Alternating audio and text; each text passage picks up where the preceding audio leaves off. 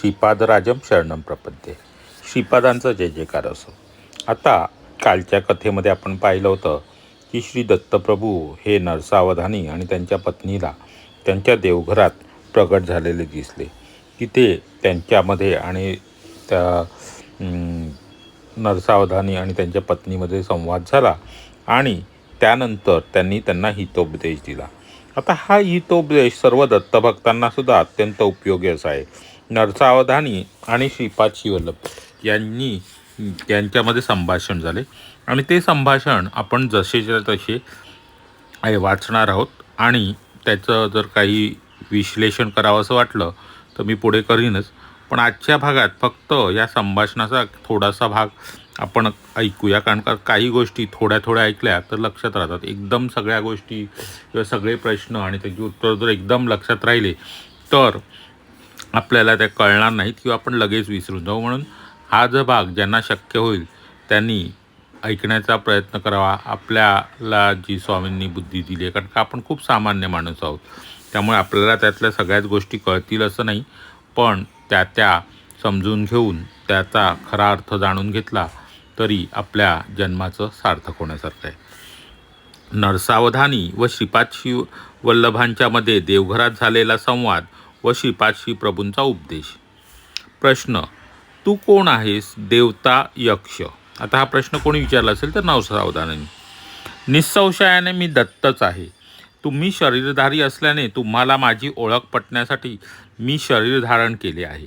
वास्तवात मी निराकार आणि निर्गुण आहे. आता इथे परमेश्वराचे रूप कसे असते ते श्री दत्तांनी सांगितलेले आहे. प्रश्न: आता नरसावधानी पुन्हा प्रश्न: म्हणजे तुला आकार आणि गुण नाही एवढेच ना? उत्तर: निराकार असणे सुद्धा एक आकारच आहे. तसेच निर्गुण असणे हा देखील एक गुणच आहे. साकार, निराकार, सगुण, निर्गुण यांचा आधार तो मीच आहे आणि मी त्यांच्या पलीकडे आहे. आता काय प्रभूंनी सांगितलं आहे की साकार, निराकार, सगुण, निर्गुण यांच्या सगळ्याचा आधार दत्तप्रभूच आहेत आणि ते या सगळ्याच्या पलीकडे आहेत. आता परत नरसावधानींनी प्रश्न केला, सर्वस्व तूच असताना प्राणीमात्रांना सुख दुःख का संभवतात? आता जर तू सर्वस्वच आहेस म्हणजे तूच माझ्यात आहेस तर मला दुःख का संभवतं असं त्यांचा प्रश्न आहे. तुझ्यामध्ये मी व तू आहोत. तुझ्यात असलेला तू जीव आहेस आणि तुझ्यात असलेला मी परमात्मा. तुझ्यात कर्तृत्व भावना असेपर्यंत तू आणि तू मी होऊ शकत नाहीस. जोपर्यंत तुझ्यात कर्तृत्व भावना असेल तोपर्यंत तू सुख दुःख, पाप पुण्य यांच्या द्वंद्वातून सुटका होऊ शकत नाही. तुझ्यातला तू नष्ट होऊन तुझ्यातील मी उच्च दशेत असेन तेव्हा तू माझ्या निकट असशील. जसजसे तू माझ्या निकट येशील तसतसा तू सुख दुःख, पाप पुण्य या द्वंद्वातून मुक्त होशील व तू माझ्या आश्रयी असता सुख संपन्न होशील. बघा, हा उत्तरसुद्धा नीट आहे का? याचं विश्लेषण कदाचित आपण नंतर करू, कारण का कसं आहे, एवढ्या गहन उत्तर दत्तप्रभू देत आहेत आणि त्याचा अर्थ मी माझ्या पद्धतीने काहीही सांगितलं तर ते योग्य नाही. त्यामुळे तुम्ही ते समजून घ्या, त्याचा अर्थ आपापल्या पद्धतीने लावा. जीवात्मा व परमात्मा वेगळे आहेत का? आता परत प्रश्न विचारला नरसावधानी, जीवात्मा आणि परमात्मा वेगळे आहेत का?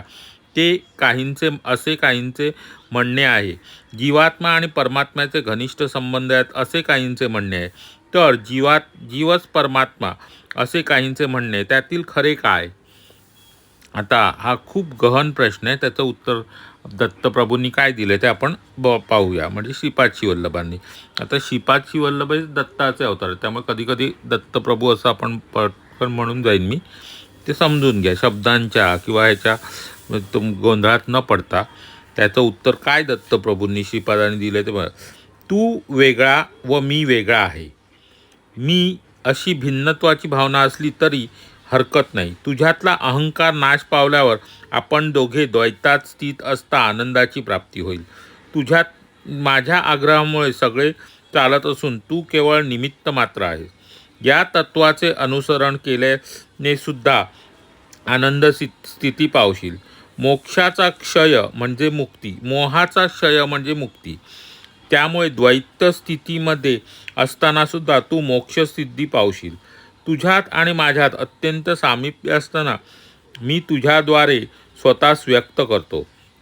माझ्यातील सर्व शक्ती तुझ्याद्वारे अभिव्यक्त होत असताना तुझ्यातील अहंकार नाश पावून मोहक्षय झाल्याने विशिष्ट असलेल्या अद्वैत स्थितीमध्येच आनंदाची प्राप्ती होते.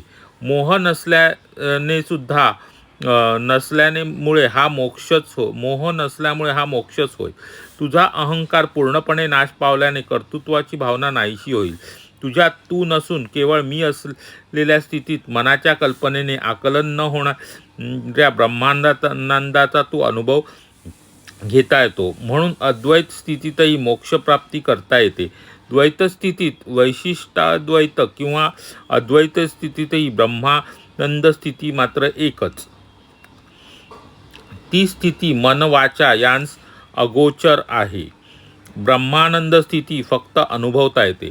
म्हणजे आता ह्याच्यामध्ये ना ब्रह्मानंद म्हणजे जो काही आनंद असतो ब्रह्मानंद तो फक्त आपल्याला अनुभवता येतो असं सांगितलं. आता मोक्ष म्हणजे काय? जिथे मोह अहंकार यांचा जिथे नाश होऊन जातो, मोक्ष पद मिळते. म्हणजे काय होते तर आपला मीपणा जो असतो ना त्याचा जेव्हा नाश होऊन जातो की जिथे आपण प्रत्येक वेळेला आपण काय म्हणत असतो मी मी मी मी आपला सगळीकडे पुढे चालू असतं मी आणि माझं, ज्याच्या पुढे मनुष्य विचार करत नाही. पण हा जो मीपणा निघून जातो जेव्हा समोर आलेली अनोळखी व्यक्तीसुद्धा आपलीच वाटते, त्याशी बोलताना वागताना आपल्या मनात कोणताही अहंकार नसतो, त्यावेळेला आपल्यातला अहंकार गेला की आपला मीपणा जातो आणि हा मीपणा निघून गेला की आपल्याला मोक्षप्राप्ती होते. मोक्षप्राप्ती म्हणजे काय तर आपण जन्म मृत्यूच्या फेऱ्यातनं बाहेर पडतो. आता कसं आहे ना की बघा आपल्याला कधी आता तिरुमलदासांचीच कथा ऐका.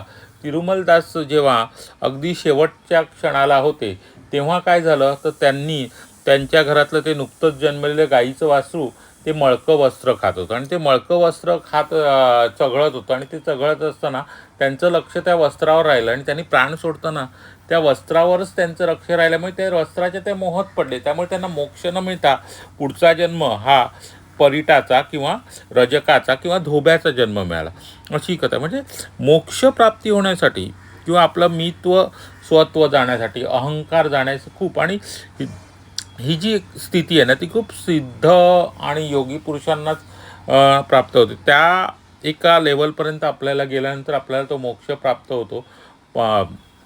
त्यामुळे असं इथे आणि तो कसा प्राप्त होतो आणि मुक्ती किंवा मिळते. मोक्ष म्हणजे काय मी आणि तू मधला फरक म्हणजे आत्मा आणि परमात्म्यामधला फरक काय आणि आत्मा परमात्म्यात विलीन केव्हा होऊन जातो त्यावेळेला. नाही तर विलीन होणं म्हणजे काय तर ते आता आपण बघितलं की दत्तप्रभूंनी अनेक वेळा खुणेंनीच त्यांच्यातली अनेक रूपं बाहेर काढली होती, कोणाकोणाला बाहेर काढत होते आणि ते रूप त्यांच्यातनं बाहेर म्हणजे त्याला म्हणतात परमात्मा विलीन. आपण काही वेळेला पाहिलं असेल की पूर्वीच्या काही जर आध्यात्मिक चित्रपट बघितले तर त्याच्यामध्ये जेव्हा कोणी प्राण सोडत होतं तेव्हा त्यांची ती प्राणज्योती त्या परमेश्वरामध्ये जाऊन विलीन होऊन जायची आणि ते म्हणजे तो देहातनं ते आत्मा निघून त्या परमात्म्यामध्ये विलीन होतं. आणि हे विलीन होणं किंवा जन्म घेणं हे सगळं परमात्म्याच्या हातीच आहे. त्यामुळे त्यांनी इथे मोक्ष आणि ह्याच्याविषयी भाष्य केले. ते परत जरा जमलं तर ऐका, त्यातला एकेका शब्दाचा ओळीचा अर्थ नीट समजून घ्या. आणि मोक्षपदाला पोचणं हे सगळ्यांनाच काही शक्य नसतं, कारण का आपण सुद्धा सामान्य माणसं आहोत. मोह अहंकार या सगळ्यांना नेहमीच बाजूला आपल्याला ठेवता येत नाही आणि जो या षडरिपूंवर विजय मिळवतो तोच मग मोक्षपदाला जातो. तर आपण आणि जेव्हा तुमचा मीपणा निघून जातो ना, तुम्ही बघा जेव्हा तुमच्यातला मीपणा निघून जातो ना तेव्हा तुम्ही एक विशिष्ट प्रकारचा आनंद मिळतो. कधी कधी असं म्हणतो ना त्याला ब्रह्मानंद. आता ब्रह्मानंदाचं छोटंसं उदाहरण बघा. कधी कधी ना आपण कोणत्या तरी अनोळखी व्यक्तीला काहीतरी मदत करून येतो, काही ते करतो, त्याच्यामध्ये ना आपले अपेक्षा असतात ना आपल्याला काही हे असतं म्हणजे त्याच्याकडून काही घेणं देणं नसतं किंवा ती व्यक्ती पुन्हा आपल्याला भेटेल किंवा नाही भेटेल तेही माहिती असतं. वाटेत कोणतरी भेटतं आणि मग आपण त्याला ती मदत करतो आणि पुढे निघून जातो, तो त्याच्या वाटेने निघून जातो, आपण आपल्या वाटेने. पण त्या पूर्ण दिवसामध्ये आपल्याला एक वेगळं असं समाधान मिळालेलं असतं की आपण कोणासाठी तरी काहीतरी केलं आहे आणि तो एक वेगळ्या प्रकारचा आनंद मिळतो. तो अशा कारण का काय असतं त्याच्यात तिथे ना आपल्या मनात स्वार्थ असतो, ना मोह असतो, ना अहंकार असतो, की आपण काहीतरी केलं. तिथेही आपल्याला आपण तो जो आनंद मिळतो ना, तो एक वेगळ्या प्रकारचा आनंद असतो. त्याच स्वरूपात जरा आपल्यापासून मीपणा आणि अहंकार दूर झाला की आपल्याला ब्रह्मानंदाचा अनुभव घेता येतो. तर हे असे उत्तर आहे. ब्रह्मानंद स्थितीसुद्धा आपल्याला अनुभवता येते. तर आपण पुढच्या प्रश्नाकडे वेळ. अवधूत स्थितीत असलेले काही जण ते स्वतः ब्रह्म असल्याचे सांगतात. मग ते अवधूत आहे, मग तू अवधूत आहेस का? आता नाही, मी अवधूत नाही. आता दत्तांचं उत्तर बघा. नाही, मी अवधूत नाही, मी परब्रह्म आहे. ब्रह्म सर्वस्व असल्याचे अवधूतांचे अनुभव आहेत. तर मी ब्रह्म असून मी सर्वांतर्यामी असल्याची स्थिती माझी आहे. म्हणजे आता दत्ताने परत एकदा हे उत्तर ऐकूया, की तू अवधूत आहेस का असे दत्तांना विचारलं.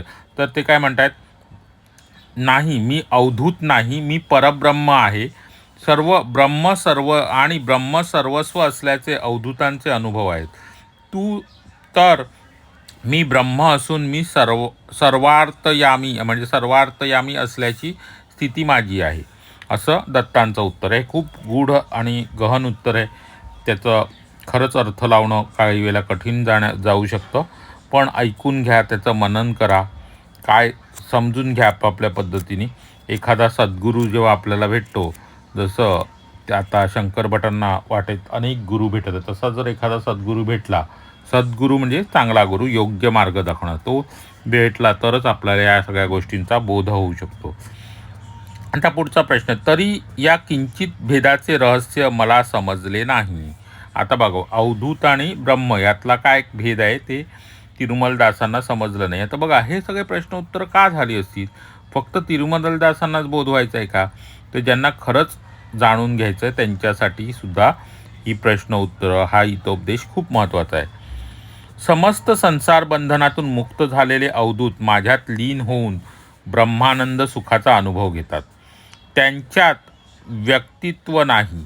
व्यक्तित्व नसल्याने ते संकल्परहित असतात. या सृष्टीच्या महासंकल्पात महाशक्तीत मी आहे. जीव म्हणविणाऱ्यांना मायाशक्ती पण मी आहे.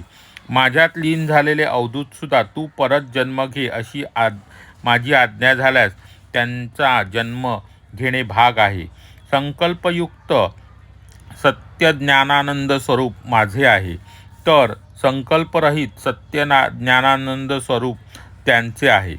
आता बघा, फार महत्त्वाचं असं सांगितलेलं आहे. परत एकदा आपण वाचण्याचा समस्त संसार बंधनातून मुक्त झालेले अवधूत माझ्यात लीन होऊन ब्रह्मानंद सुखाचा आनंद घेतात. त्यांच्यात व्यक्तित्व नाही. व्यक्तित्व नसल्याने ते संकल्परहित आहेत. या सृष्टीच्या महासंकल्पात महाशक्तीत मी आहे. जीव म्हणविणाऱ्या मायाशक्तीत पण मी आहे. माझ्यात लीन झालेले अवधूतसुद्धा तू परत जन्म घे अशी आज्ञा झाल्यास त्यांना परत जन्म घेणे भाग आहे. संकल्पयुक्त ज्ञानानंद स्वरूप माझे आहे, तर संकल्परहित सत्य ज्ञानानंद स्वरूप हे त्यांचे आहे. म्हणजे अवधूत हे कधी होतात? अवधूत ब्रह्मतत्वामध्ये कधी लीन होतात? अवधूत म्हणजे जे महान थोर असे जे कोणी योगी पुरुष आहेत, जे अगदी त्यांचा काही संकल्प राहत नाही, की ज्यांच्या मनात काहीतरी संकल्प राहिला, ज्यांच्या काही जन्मोजन्मीच्या वासना इच्छा शिल्लक राहिला, त्यांना जन्म घ्यावा लागतो परत. अवधूत हे तसे संकल्परहित होऊन जातात. म्हणजे मोह माया यांच्यापासून वर गेल्यामुळे, उच्च पदास गेल्यामुळे त्यांच्यामध्ये कोणत्याही आशा अपेक्षा किंवा कोणतीही कार्य करण्याची त्यांच्यात पुढे आपल्याला हे करायचं ते करायचं असा संकल्प काही राहत नाही. मग ते अवधूत असे अवधूत हे श्री दत्तात्रयांमध्ये विलीन होतात व त्यांच्याकडे कोणतंही कार्य करण्याचा असा संकल्प नसतो. पण दत्त हे तर सृष्टीचं चालवणार आहे, त्यामुळे त्यांच्याकडे सृष्टीचा महासंकल्प किंवा महाशक्ती तेच आहेत असं इथे सांगितलेलं आहे. त्यामुळे अवधूतांमधला आणि श्री दत्तांमधला फरक म्हणजे दत्त हे संकल्पयुक्त सत्यानंद आहेत. म्हणजे त्यांचा काहीतरी संकल्प आहे, ही सृष्टी चालवावी, सृष्टीचं काहीतरी करा, आणि प्रत्येक पुढे घडणाऱ्या घटनांमध्ये मागे त्यांचा संकल्प किंवा त्यांचा काहीतरी हेतू असतो. पण जे हे अवधूत आहेत ते ह्या सगळ्या गोष्टींपासून मुक्त झालेले, इच्छा, अपेक्षा यांपासून मुक्त झालेले असे, त्यामुळे त्यांच्यामध्ये काही संकल्प नसतो व ते दत्तांमध्ये विलीन होत असतात. परमेश्वरामध्ये हे आत्मे विलीन होत असतात. आणि जेव्हा जेव्हा परमेश्वराची इच्छा असेल की काहीतरी कार्य घडून आणायचं आहे, तेव्हा तेव्हा त्यांना पृथ्वी तलावर जन्म घ्यावा लागतो. आणि थोर साधू पुरुष म्हणून ते जन्म घेतात. आणि त्यांना जे काही दत्तप्रभूंनी श्रीपादांनी जे कार्य दिले आहे ते कार्य ते पूर्ण करतात आणि पुन्हा ते दत्ता स्वरूपामध्ये विलीन होऊन जातात. तर हे आहे. त्यामुळे आपण अनेक ठिकाणी अनेक महाराज, साधूबाबा असे आपण पाहिलेले असे जे पृथ्वी तलावर जन्म घेतात आणि कार्य करत असतात आपलं. तर ते सगळं दत्तांच्या इच्छेनेच होतं आणि दत्तांच्या इच्छेने ते जन्म घेतात आणि दत्तांच्या इच्छेने परत ते दत्तरूपामध्ये विलीन होत असतात. थोडंसं समजण्यास कठीण असला तरी आपल्या बुद्धीला पेलवल इतकं तर आपल्याला कळेल, इतकं तर सोप्या रीतीनेच मांडलेलं आहे. बीजास भाजल्याने ते अंकुरित होत नाही. आता प्रश्न बघा, बीजास भाजल्याने ते अंकुरित होत नाही, तसेच ब्रह्मज्ञान प्राप्त करून ब्रह्ममय झालेल्यांना परत जन्म घेणे कसे बरे साध्य होईल? आता कसं असतं, बीज म्हणजे एखादं आपल्याला माहिती आहे बी असतं, बीचं कसं आपण ते आपण रुजवण्यासाठी ते कच्चं असावं लागतं. पण ते जर भाजलं गेलं आणि परत त्याला जर तुम्ही रुजत टाकलं तर ते बी रुजणार नाही. तसं हे ब्रह्मज्ञान प्राप्त झालेले म्हणजे कसे, ह्या मोहमायेच्या पलीकडे गेलेले आहेत, ते आता परिपक्व झालेले आहेत. तर त्यांना परत जन्म कसा बरं मिळतो, असं नरसावधानींचा प्रश्न आहे की जर माणूस मोहमायेपासून वर गेला, त्याच्यात आता काही इच्छाच नाही, संकल्प नाहीत, मग ज्यांच्या काहीतरी संकल्प राहिलेत, इच्छा राहिल्यात, त्यांना मोक्ष न मिळता त्यांना जन्म मिळतात. मग अशा लोकांना परत जन्म कसा मिळतो, असा हा अवधूतांचा प्रश्न आहे. तर नरसावधानींचा प्रश्न आहे. आणि नरसावधानींच्या या प्रश्नाला श्रीपाद प्रभूंनी काय उत्तर दिले ते बघूया. भाजलेल्या बीजाचे पुन्हा अंकुरित न होणे हा सृष्टीचा धर्म आहे. भाजलेल्या बीजांना पुन्हा अंकुरित करणे हे सृष्टीकर्त्याचे शक्ती सामर्थ्य आहे. खरे पाहता माझा पूर्व अवतार या सिद्धांताद्वारे आणि उपसिद्धांताद्वारे सत्यधर्म निरूपण करण्यासाठी झाला आहे. आता श्रीपाद श्रीवल्लभ काय म्हणतात की भाजलेल्या बीजाचे पुन्हा अंकुरित न होणे हा सृष्टीचा नियम आहे. म्हणजे सृष्टीचा नियम काय, तर ते पुन्हा ते बीज अंकुरित, पण ते बीज असं भाजलेलं बीजसुद्धा अंकुरित करण्याचं सामर्थ्य कोणामध्ये आहे, परमेश्वरामध्येच आहे, किंवा सृष्टीकर्त्याचे सामर्थ्य. तर सृष्टीचे जे नियम आहेत त्याला ते बदलण्याचे सामर्थ्य कोणाला आहे, सृष्टीकर्त्याला, ज्यांनी सृष्टी रचली आहे किंवा जो सृष्टी चालवतो आहे, दत्तप्रभू, श्री विष्णू, ह्यांनाच तो अधिकार आहे की ते असे सगळे बदलू शकतात. आणि खरे पाहता माझा पूर्व अवतार म्हणजे कोणता, दत्त अवतार, आणि सिद्धांताद्वारे या सिद्धांताद्वारे उपसिद्धांताद्वारे सत्यधर्म निरूपण करण्यासाठी झाला आहे. म्हणजे दत्तांचा अवतार किंवा श्रीपाद श्रीवल्लभ अवतार हे सगळे यासाठीच झाले. दत्तप्रभू प्रश्न, दत्तप्रभू श्रीपादा विवरण करण्याची कृपा करावी. आता तिथे यांनी त्यांना त्या प्रश्नाचं सगळ्याचं विवरण करण्यास सांगितलं आहे. पण मला वाटतं ही जी घटना आहे ना, तिथे त्याचं विवरण खूप मोठं असं आलेलं आहे. तर आपण आजची कथा इथेच थांबूया. थोडेफार जे काही प्रश्न आहेत हे खरंच आपल्याला ब्रह्मज्ञान प्राप्त करून देणार आहेत. ब्रह्मज्ञान जे आपण असं म्हणतो ना, कधी कधी आपण जे जड शब्द वापरत असतो काही गोष्टी, संसाराच्या नियमाबद्दल, जन्म मृत्यूबद्दल, मोक्षाबद्दल, ते अतिशय सोप्या पद्धतीने श्रीपाद श्रीवल्लभ प्रभूंनी नरसावधानींना सांगितलेलं आहे. आणि त्यामुळे आज आपल्यालाही ते ऐकण्याचं महत्भाग्य लाभलं आहे. तर ह्या सगळ्या गोष्टी कळणं, समजणं हे तसं साधं सोपं नाही. तरी पण म्हणतात ना, श्रीपाद श्रीवल्लभ प्रभूंचा अनुग्रह आहे म्हणून आपण हे सगळं ऐकू शकतोय, समजू शकतोय. तर आत्ता ह्या दिलेल्या प्रश्नांचा परत व्यवस्थित विचार करा, वाचा आणि समजून घ्या. आज पुन्हा मी कोणताही प्रश्न विचारणार नाही आहे. प्रश्न काय विचारते, इथे तर आपल्याला ब्रह्मज्ञान मिळते आणि ब्रह्मज्ञानाचा काहीसा भाग अमृत प्राशन केल्यानंतर परत काही प्राशन करण्याची आपली इच्छा राहते का? नाही. अमृत पियाल्यानंतर मन तृप्त होऊन जाते. तसं हे अमृतच आहे. आज आपल्याला श्रीपाद श्रीवल्लभ प्रभूंनी अमृताचे प्राशन करण्यास दिलेले आहे. तर हे प्रश्न, ही माहिती अमृतासमान, ब्रह्मज्ञानासमान आहे. ती आपण आपल्या कानाने ऐकून मनात साठवून ठेवली पाहिजे. आपल्या संसार मार्गात चालताना बऱ्याचशा गोष्टींचा आपल्याला उपयोग होणार आहे आणि मार्गदर्शक ठरणार आहेत. त्यामुळे आज कोणत्याही प्रकारचा प्रश्न नाही. फक्त आजची एवढी महत्त्वपूर्ण कथा जे जे ऐकतील त्यांनी मला फक्त एक मेसेज करून सांगायचं आहे. तर आज आपल्याला सरळ सरळ उत्तर द्यायचं आहे. कारण का जे उत्तर आपल्याला आजच्या संवादातून सापडलेलं आहे ते असे की श्री दत्तप्रभू हे किंवा श्रीपाद श्रीवल्लभ हे अवधूत नसून ते परब्रह्म आहेत. तर आज प्रत्येकाने मला फक्त एवढाच मेसेज करायचा आहे की श्रीपाद श्रीवल्लभ परब्रह्म आहेत, दत्तप्रभू परब्रह्म आहेत. एवढाच मेसेज करायचा आहे. म्हणजे मला कळेल की कोणी कोणी ही कथा ऐकली, कथेतला जर काही भाग नाही समजला तर पुन्हा पुन्हा ऐकण्याचा, समजून घेण्याचा प्रयत्न करा. आपल्या आपल्या कुवतीप्रमाणे या सगळ्या प्रश्नांची उत्तरं प्रत्येकाने समजून घ्यावात, एवढीच माझी इच्छा आहे.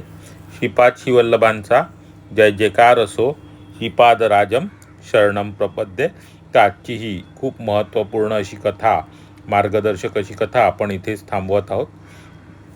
श्री स्वामी समर्थ. श्रीपाद श्रीवल्लभांचा जय जयकार असो. श्रीपादराजम शरणम प्रपद्ये.